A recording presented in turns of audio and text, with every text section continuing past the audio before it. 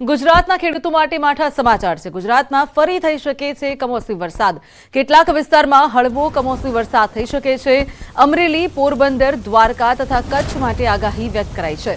તો 24 કલાક દરમિયાન સામાન્ય વરસાદની શક્યતા સેવાઈ છે। હાલ રાજ્યમાં ભારે પવન ફૂંકાઈ રહ્યા છે। તો ભેજના કારણે વાદળછાયું વાતાવરણ પણ રહી શકે છે। તો કેટલાક વિસ્તારમાં વરસાદને લઈને આગાહી વ્યક્ત કરાઈ છે। ખેડૂતો માટે માઠા સમાચાર સામે આવ્યા છે। કેટલાક વિસ્તારમાં કમોસમી વરસાદ થવાની શક્યતા સેવાઈ રહી છે। ફરી થઈ શકે છે કમોસમી વરસાદ। વાતાવરણ ભેજવાળું રહેશે। ઠંડા પવનો પણ હાલ ફૂંકાઈ રહ્યા છે। कहीं एक हर जगह में वेरी लाइट रेन हो सकता है, ड्रिजलिंग जैसे हो सकता है, ट्रेस जैसे हो सकता है। उससे ज़्यादा बारिश होने का कोई संभावना नहीं है। सौराष्ट्र में बेसिकली अमरेली में छुटपुट हो सकता है। इवन राजकोट में होने का संभावना है। पोरबंदर में हो सकता है, द्वारका, इवन कच्छ, कोस्टल कच्छ में भी हो सकता है, लेकिन ना होने का चांसेस ज़्यादा है। बहुत कम चांस है कि लाइट रेन, एक्सट्रीम मतलब वेरी लाइट रेन हो सकता है। अभी भी अगले 3 दिन में ज़्यादा चेंजेस होने का संभावना नहीं है। 3 दिन का बाद टेम्परेचर में थोड़ा सा चेंज हो सकता है। मोस्टली इंक्रीजिंग ट्रेंड में रहेगा। 1 डिग्री कम होके 1 दिन, उसका बाद मोस्टली इंक्रीज करेगा। બીજી બાજુ રખડતા ઢોર ટ્રાફિક સમસ્યા અંગે હાઈકોર્ટમાં સુનાવણી। ટ્રાફિક મુદ્દો ગંભીર બન્યો હોવાની કોર્ટમાં અરજી કરાઈ છે। તો અરજીની સુનાવણીમાં હાઈકોર્ટે કર્યો છે નિર્દેશ। આ મુદ્દો ગંભીર છે, સરકાર કોર્પોરેશન ખુલાસો કરે। સુનાવણીમાં પશુ માલિકો તરફથી કોર્ટમાં રજૂઆત કરાઈ છે। ઢોર નિયંત્રણ નીતિની અમલવારી કાયદાની મર્યાદામાં રહીને કરવામાં આવે અને અમારી રજૂઆતને સાંભળવામાં આવે તેવું પશુ માલિકોએ માંગણી કરી છે। તો આ તરફ નડિયાદની જેમ અમદાવાદમાં પણ મૃત પશુઓની સમસ્યા જે છે તે વધુ હોવાની રજૂઆત કરાઈ છે। કોર્પોરેશનને હાઈકોર્ટમાં રજૂઆત કરી કે ઢોર નિયંત્રણ નીતિના મુદ્દાને ધ્યાને લઈને તે બાદ માલિકોની રજૂઆતો બાબતે પગલાં લેવાના અંગે વિસ્તૃત જવાબ રજૂ કરવો પણ જરૂરી છે। તો આ તરફ હાઈકોર્ટની પશુ માલિકોને ટકોર છે। એક બાજુ કોર્ટમાં વિનંતી કરો છો અને બીજી બાજુ નીતિની અમલવારી થતી રોકવા માટેના પગલાં લો છો, એવું ચલાવી નહીં લેવાય। તો વધુ સુનાવણી 22 ડિસેમ્બરના રોજ હાથ ધરાશે। હિટ એન્ડ રનના બનાવો અમદાવાદમાં વધ્યા હોવાની પણ અરજી આવી હતી। તો અઠવાડિયામાં અકસ્માતના 20થી વધુ મોતની રજૂઆત હતી।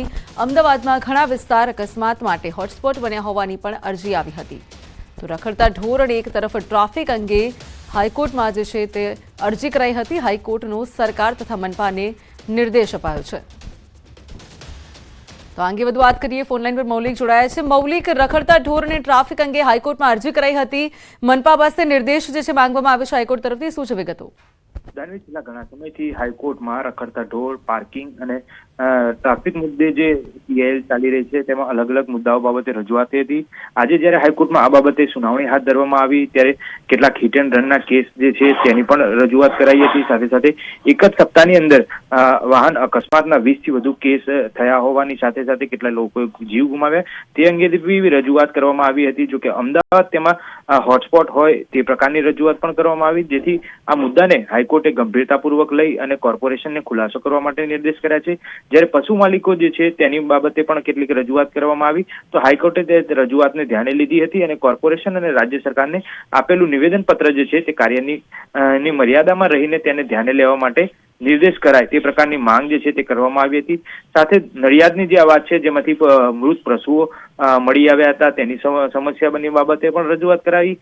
જો કે ઢોર નિયંત્રણ નીતિ જે છે તેની અંદર જે મુખ્યત્વે સાંભળવાની વાત હતી તે પ્રમાણે પશુ માલિકોને પણ સાંભળવામાં આવ્યા। કોર્પોરેશનને હાઈકોર્ટ તરફથી એવી રજૂઆત કરવામાં આવી કે ઢોરમાં નિયંત્રણની નીતિ મુદ્દાને જે ધ્યાનમાં લેવામાં આવી છે તે બાબતે કેટલાક વિસ્તૃત જવાબ જે છે તે પણ આગામી સમયમાં પોતે રજૂ કરશે। એટલે કોર્પોરેશન હવે પોતાના જવાબમાં શું રજૂ કરે છે તે જોવું રહ્યું। જો કે હાઈકોર્ટની ટકોર એટલી પણ રહી હતી પશુ માલિકોને કે જે રીતે રજૂઆત કોર્ટ તેમની સાંભળે છે, વિનંતી કરો છો, બીજી બાજુ નીતિ જે છે તેને રોકવામાં ક્યાંક અડચણરૂપ બનો છો તે ચલાવી લેવાય નહીં, જેથી હવે પછીની સુનાવણી જે છે તેમાં હાઈકોર્ટમાં પશુ માલિકો અને કોર્પોરેશનના કેવા પ્રકારના મુદ્દાઓ જે છે તે સામે આવે છે તે 22 ડિસેમ્બર ઉપર સુનાવણી હાથ ધરવામાં આવી છે ત્યારે ખ્યાલ આવશે।